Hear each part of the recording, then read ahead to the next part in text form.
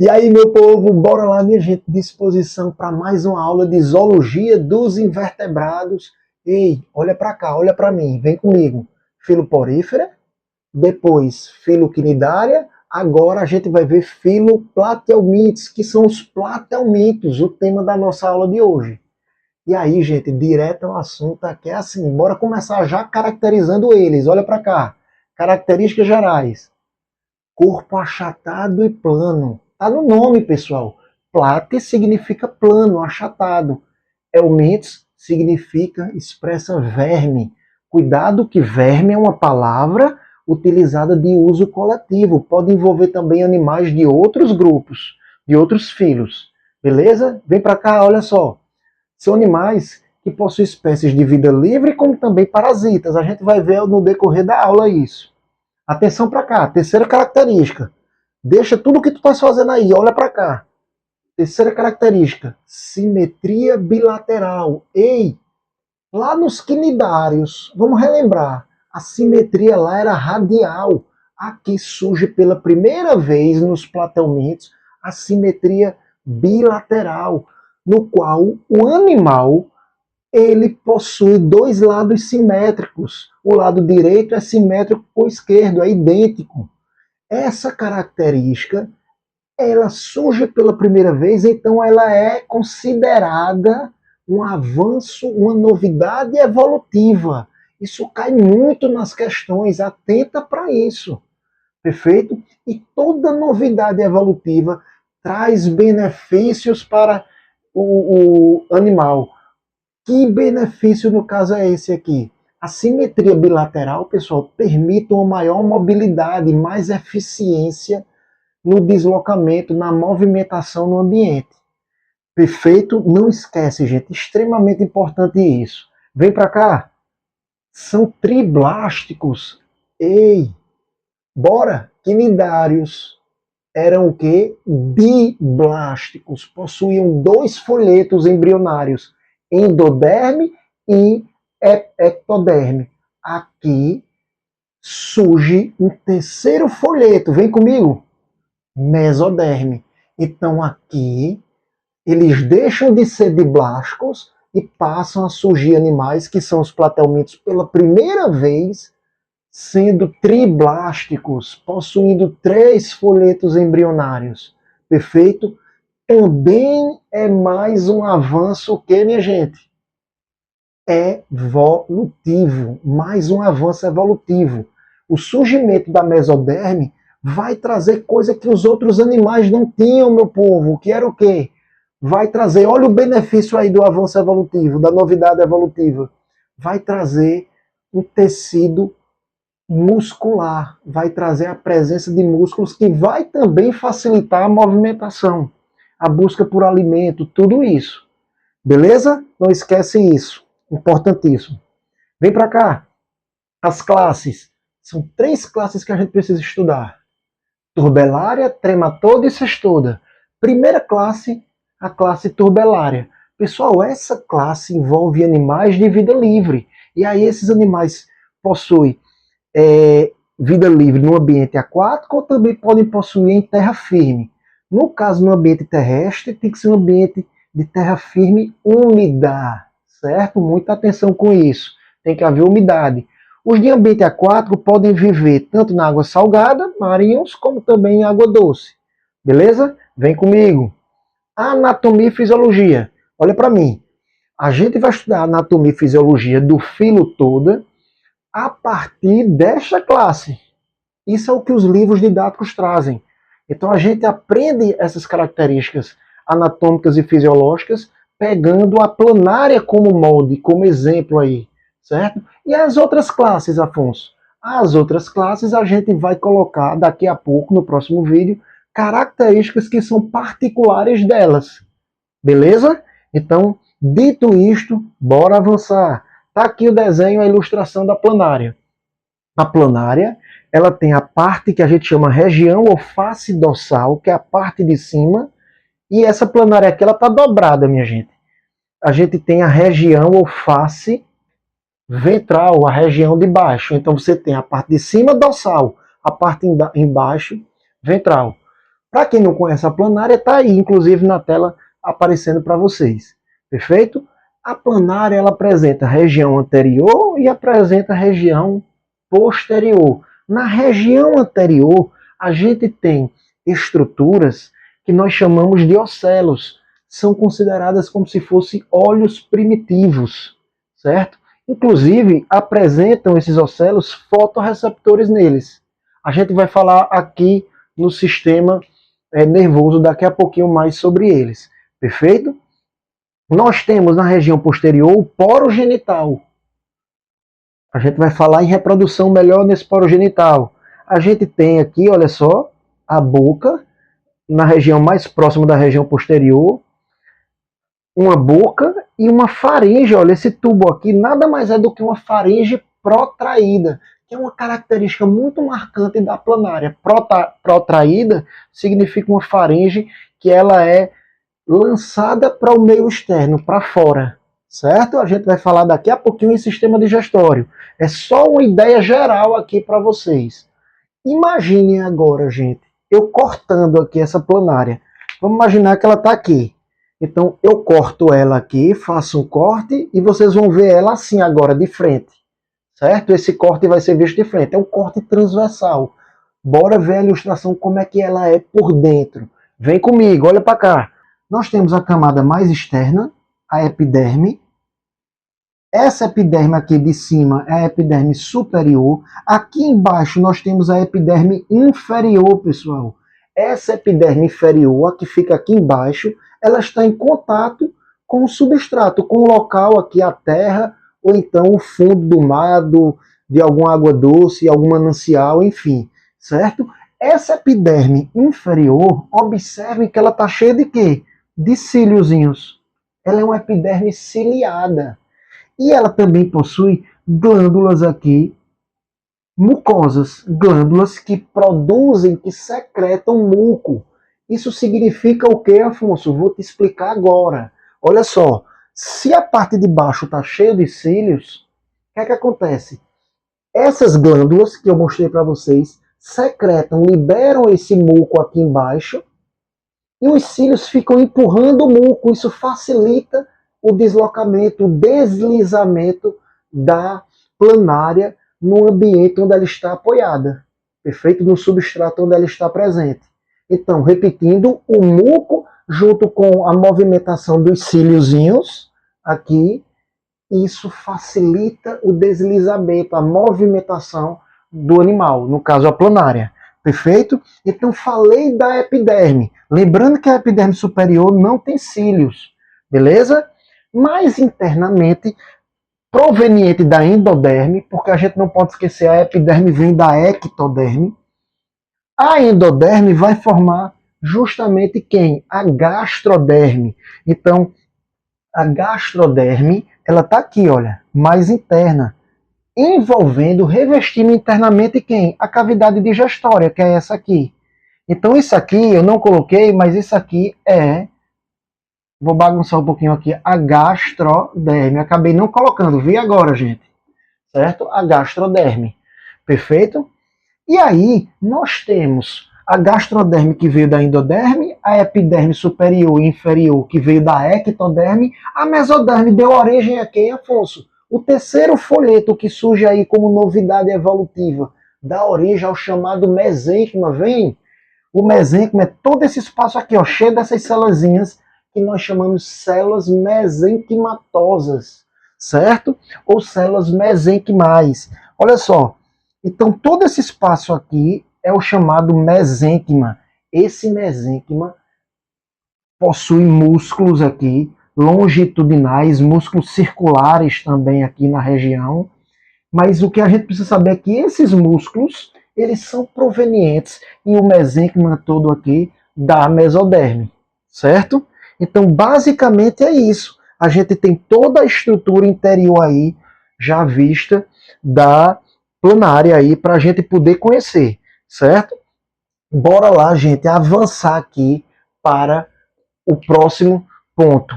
Sistema digestório. Ei, sistema digestório dos platelmintos, ele é classificado como sendo um sistema digestório incompleto. O que quer dizer isso, Afonso? Quer dizer que eles são animais que apresentam boca, mas nesse caso não apresenta ânus, não é um sistema completo. Deu para entender? Nós temos um sistema digestório completo, eles não. É um sistema digestório ainda rudimentar. Existe aqui como uma característica muito importante o fato da cavidade gastrovascular ela ser bastante o que, gente? Ramificada. Então, olha só, ela está cheia desses ramos, ó, dessas ramificações. E aí a gente, como falou há pouco, ela possui a boca, e partindo dessa boca, vem comigo, dá o zoom aí, olha, nós temos aqui a faringe, que é uma faringe protraída. Protraída significa lançada para fora do corpo, certo? E isso não é à toa. Vamos entender porque essa faringe ela é assim nas planárias. Olha para cá, vem cá. Olha só. Essa faringe permite que enzimas sejam liberadas no meio ambiente fora aqui, ó, externo, certo? Ela permite que as enzimas sejam lançadas diretamente no alimento que está aqui. E aí a planária se alimenta de pequenas larvas, pequenos insetos, crustáceos, detritos orgânicos que estão ali no meio. Então, as enzimas são lançadas pela faringe, ocorre uma digestão, atenção, uma digestão extracorpórea. Por quê? Porque é uma digestão que está acontecendo fora do corpo. Perfeito? E ao ocorrer essa digestão extracorpórea, o alimento ele fica mais amolecido, mais digerido, só que cuidado, é uma digestão parcial, não é a digestão completa. O alimento mais amolecido, ele é colocado para dentro, ele é sugado pela faringe, e aí, ao ser colocado dentro da cavidade gastrovascular, aqui vai ocorrer a digestão extracelular todinha, a partir de outras enzimas. Quando o alimento ele é todo digerido aí extracelularmente, no caso na cavidade, ocorre o quê? A absorção. Os nutrientes aqueles são absorvidos pela parede aqui, no caso da cavidade gastrovascular, no caso a gastroderme, e aí dentro das células da gastroderme vai ocorrer a digestão o que, gente? Intracelular. E aí, quando ocorre a digestão intracelular, todos os nutrientes vão ser espalhados aqui para todas as outras células por difusão normalmente. Deu para entender, gente? Então existe dois tipos de digestão. Extracelular, que a extracorpórea a gente considera como extracelular, e intracelular, que é dentro da célula. Beleza? Vamos para o próximo sistema. Sistema excretor. Pessoal, esse sistema excretor ele ocorre a partir de estruturas chamadas de protonefrídeos. Atenção, proto significa primitivo, começa com PR, ó, proto, primitivo. Nefrídeos lembra néfrons, néfrons lembra rins. Eu vou no nefrologista, é o médico especialista em rins, não esquece isso. Então os protonefrídeos são as estruturas especializadas do sistema excretor. Lembrar, gente, que excreção nada mais é do que a eliminação de excretas do corpo, de substâncias indesejáveis ao organismo, ao animal. Substâncias resultantes do metabolismo ali do animal e que não prestam mais, ok? Falar nisso, voltando só um pouquinho que eu acabei esquecendo, no sistema digestório, os restos ali, as fezes da planária, digamos assim, os restos da digestão que não prestam, saem pela boca. Então quer dizer, Afonso, que tu está dizendo que a planária, ela se alimenta pela boca e também faz cocô pela boca? Exatamente. Sai o que não presta também pela boca. Perfeito? Então bora para cá. Faltou isso aí lá no sistema digestório. Então voltando aqui, os protonefrídeos, eles se localizam lateralmente aqui, olha só. Isso aqui é um protonefrídeo. Dá o zoom aí, gente, para poder enxergar melhor. Olha o protonefrídeo aqui. Então existem vários deles aqui lateralmente, certo? Dá a impressão que são dois protonefrídeos. Não, não. Apenas um. Vamos ver ele ampliado. Eu ampliei ele aqui para vocês entenderem. Olha só. Todo isso aqui, ó, é o tubo, é o que nós chamamos de tubo excretor. Isso aqui que eu estou pintando aqui, olha. Destacando. Esse é o chamado tubo excretor. Ele passa pelo protonefrídeo aqui. Então, olha só, o protonefrídeo está aqui. Tem duas estruturas. Vamos entender essas duas estruturas do protonefrídeo? Olha elas aqui. O protonefrídeo, ele funciona da seguinte maneira. As substâncias indesejáveis, o que é que elas fazem? Elas penetram aqui, ó. Isso aqui são perfurações. Certo? Elas penetram aqui, caem aqui dentro do protonefrídeo, vem para cá, acompanha comigo, dá o zoom, por favor, senão não enxerga. Vem, cai no tubo excretor, e do tubo excretor vem em direção a esse poro aqui, olha.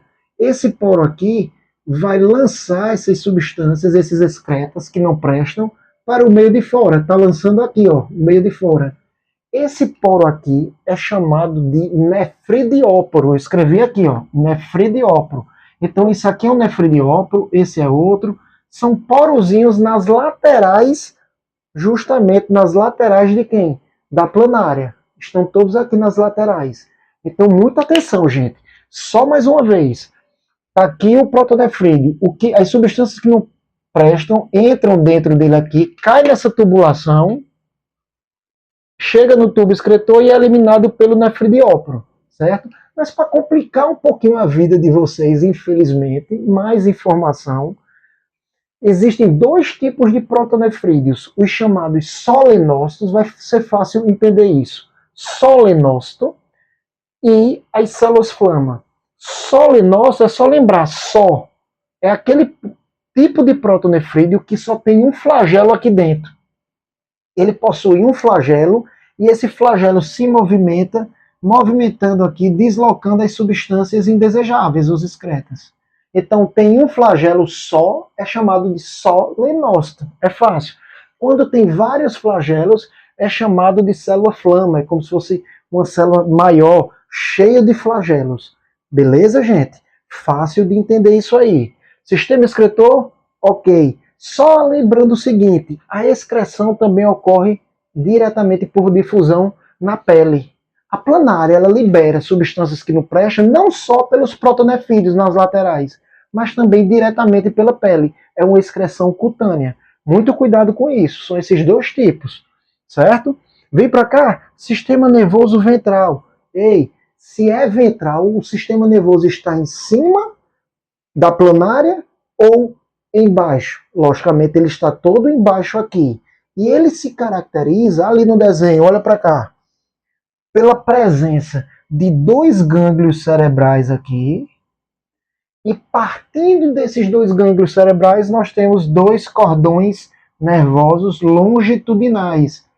Esses cordões nervosos longitudinais percorrem a planária, o corpo dela, de uma ponta para outra, de uma extremidade para outra. E lateralmente a gente vai ter os nervos aqui, olha. Nervos que se ramificam, certo? Então o que acontece? Existem células receptoras que recebem estímulos do meio externo. Esses estímulos são lançados no sistema nervoso central e ele vai dissipar, ele vai liberar esses estímulos a partir de impulsos elétricos para todo o corpo, justamente da planária, certo? Por exemplo, vou dar um exemplo de estímulo aí.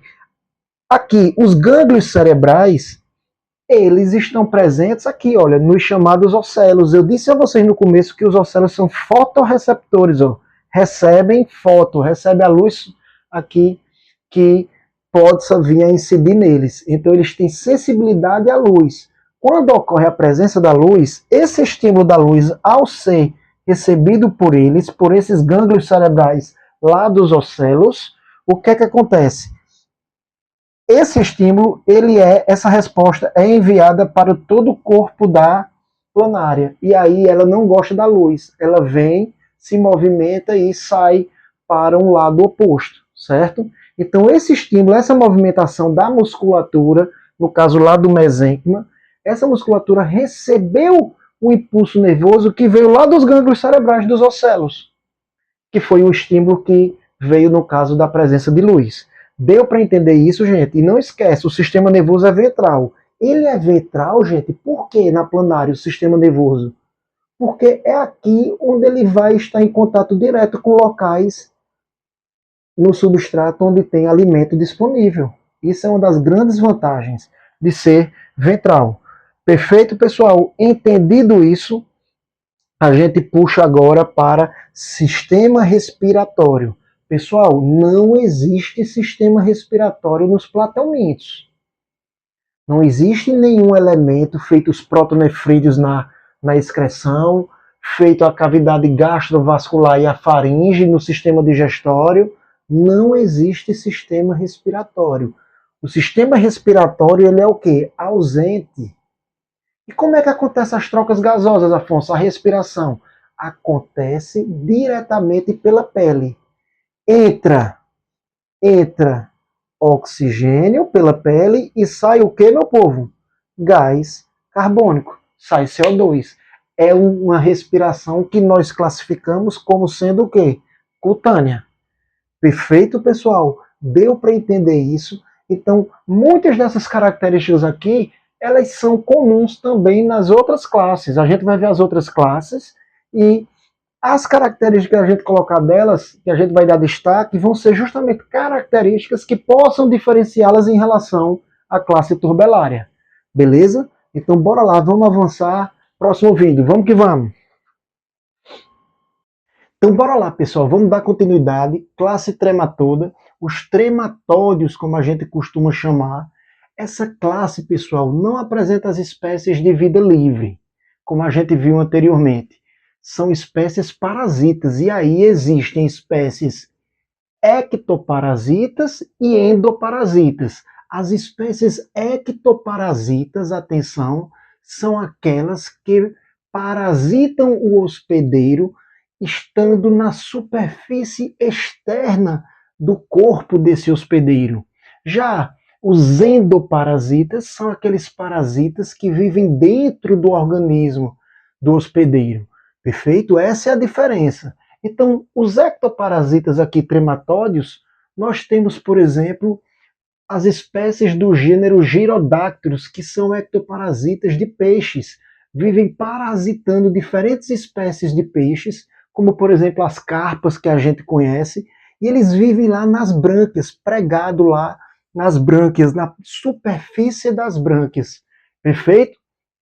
Já aqui os endoparasitas, nós temos dois representantes, duas espécies a se destacar aqui. A facíola hepática, que é uma espécie endoparasita que está presente nas veias do fígado de carneiros, e nós temos o Schistossoma mansoni, que vive nas veias do fígado humano, certo? Pessoal, outra característica importante aqui dessa classe, é uma classe que os vermes aqui, eles apresentam a epiderme, no caso a camada mais externa do corpo, toda revestida por uma cutícula resistente. Essa cutícula, ela é secretada justamente pela própria epiderme, certo? E aí, por que existe essa cutícula nessa epiderme? Existe, pessoal, para proteger justamente contra a ação do hospedeiro. Então, os endoparasitas aqui, eles vão possuir essa cutícula revestindo para proteger, por exemplo, contra a ação de enzimas digestivas, para que eles não sejam destruídos dentro do organismo do hospedeiro. Então, isso é bem característico aqui nos endoparasitas. Beleza? Vamos aqui conhecê-los nos desenhos e também vai aparecendo na tela para vocês. Então, olha aqui, ó. Gênero Gyrodactylus são aqueles que parasitam justamente diferentes espécies de peixes, ficam lá pregados nas brânquias, falei agora há pouco. Tá aqui ele, olha. Existe a boca, veja que não tem ânus, o sistema digestório é o quê? Incompleto. Todas aquelas características que a gente viu lá nas planárias, a maioria delas estão presentes nessas classes, então a gente só coloca as características que realmente são marcantes para cada uma dessas classes aqui. Beleza? Então olha só, tá aqui ele, ó, a boca, E aqui embaixo vocês podem ver que existem ganchos, olha, pequenos ganchos, e esses ganchos vão justamente fazer com que eles se agarrem, fiquem agarrados ali nas brânquias dos peixes, certo?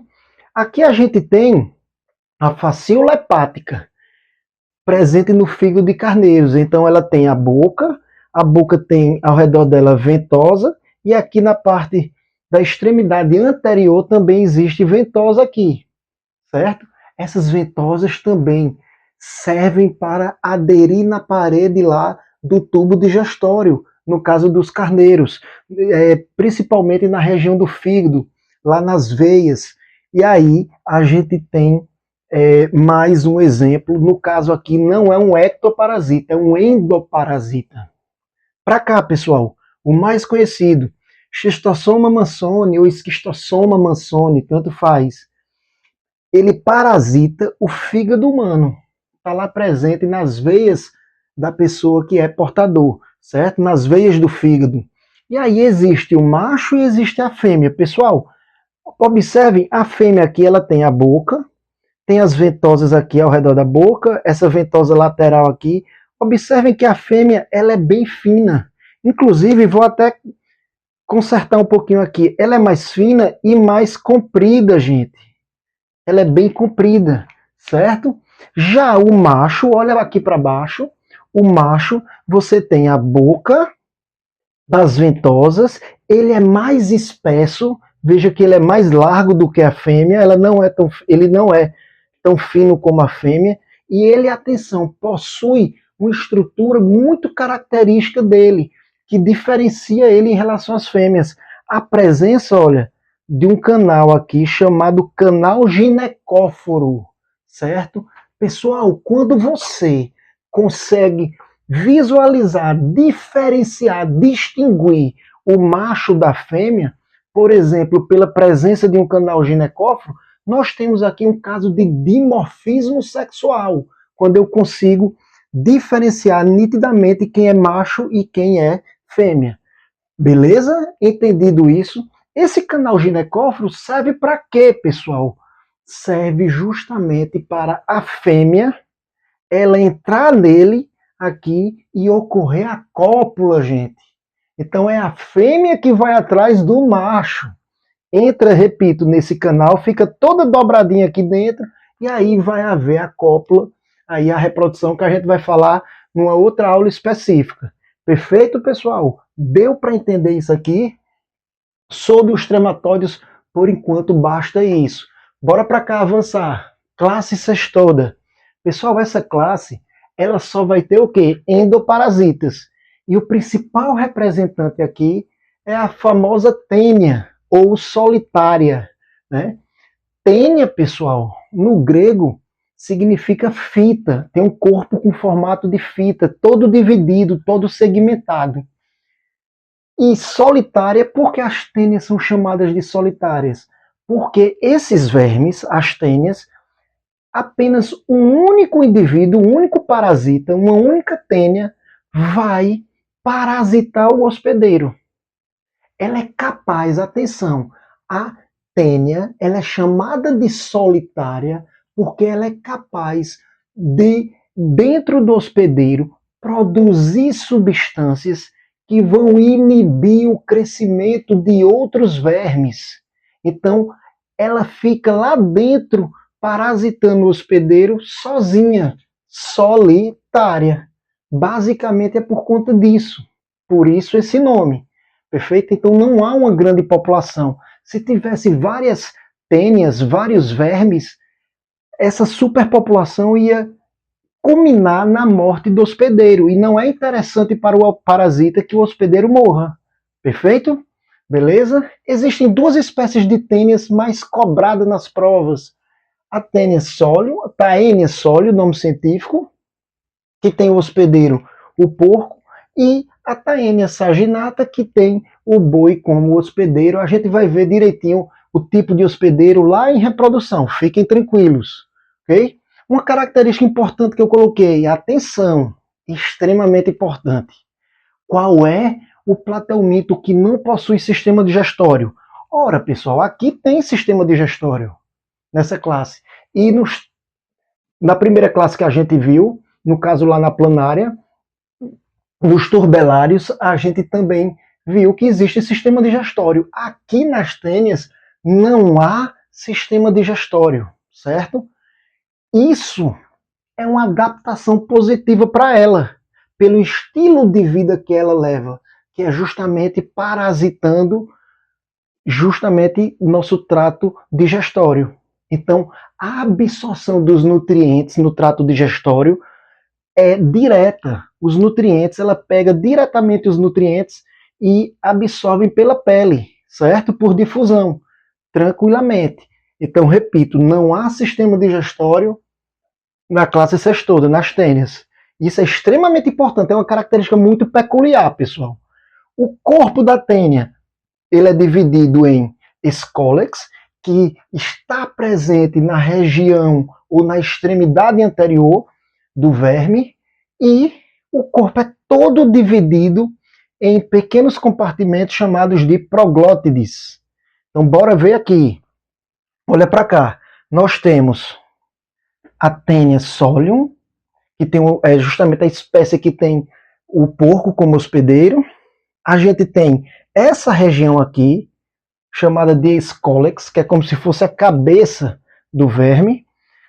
Existem as ventosas aqui e existem ganchos. Tanto os ganchos como as ventosas servem para o animal aderir melhor na parede do tubo digestório, onde eles estiverem, para assim permitir uma maior adesão e absorção dos nutrientes diretamente. E olha só, aqui é a zona de formação das proglótides, e as proglótides são cada compartimento desses aqui. Então ele é todo dividido em proglótides, certo? Essas proglótides, atenção, olha aqui para baixo, elas se formam a partir de divisões do corpo aqui. O corpo vai sendo dividido e vai brotando novas proglótides por um processo de reprodução assexuada chamado de estrobilização. É uma reprodução, repito, assexuada, certo?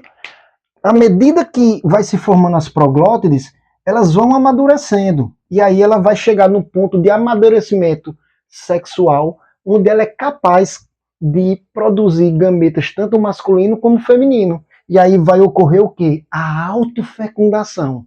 Então, numa mesma proglótide que está grávida, digamos assim, vai haver a fecundação, vai haver produção de espermatozoide que vai fecundar o próprio óvulo.